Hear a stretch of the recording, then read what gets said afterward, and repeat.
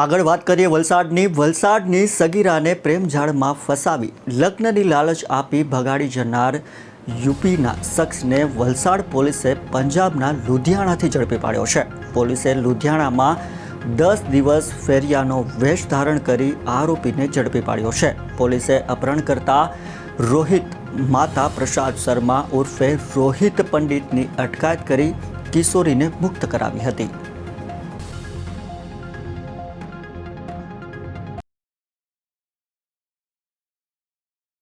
સુરતના પર્વત પાટિયા વિસ્તારમાં આવેલા કમલ કાર ડેકોર નામની દુકાનમાં અજાણ્યા લોકોએ હુમલો કરી નાસભાગ મચી ગઈ હતી। કમલ કાર ડેકોર નામની દુકાનના માલિક અને ગ્રાહક વચ્ચે બોલાચાલી થતા મામલો હાથાપાઈ સુધી પહોંચ્યો હતો। ગ્રાહકે આ મામલે અન્ય લોકોને બોલાવી દુકાનદારને ઢોર માર મારી જાનથી મારી નાખવાની ધમકી આપતા દુકાનદારે પોલીસ કમિશનરને ફરિયાદ કરી। સમગ્ર મારામારીની ઘટના સીસીટીવી કેમેરામાં કેદ થઈ હતી।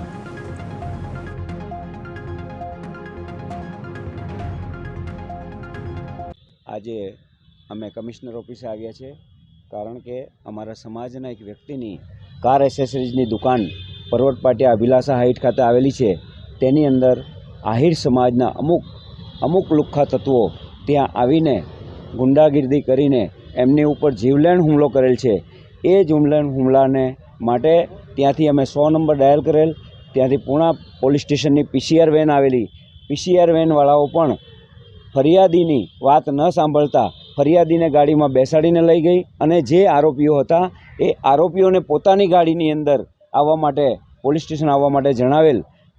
પૂણા પોલીસ સ્ટેશનના સ્ટાફની અંદર આહિર સમાજના લોકો સામેલ છે। ત્યાં એક PI પણ આહિર છે, ત્યાંની એક PSI પણ આહિર છે અને અમુક પોલીસ કોન્સ્ટેબલો પણ આહિર છે, જેથી તેઓ પોતાના પક્ષનો બચાવ કરવા માટે ફરિયાદીને ત્યાં ધમકાવતા હતા અને ધમકાવવાની સાથે સાથે કહેતા હતા કે અમારી પોલીસની અંદર ઘણી લાગ છે, તમે જોઈ લેજો, તમને બતાવી લઈશું, નહીં તો તમે પોલીસ તમે પાછો કેસ ખેંચી લો। અને આ વસ્તુ પણ ન માનતા અમારી ફરિયાદ લીધી ન હતી। રાત્રે 11 વાગ્યા સુધી અમે અમારા ફરિયાદીની હાલત ગંભીર હોવા છતાં પણ એમને કોઈ પણ જાતની સારવાર માટે એ લોકો લઈ ગયા નહીં હતા પોલીસ સ્ટેશનમાંથી।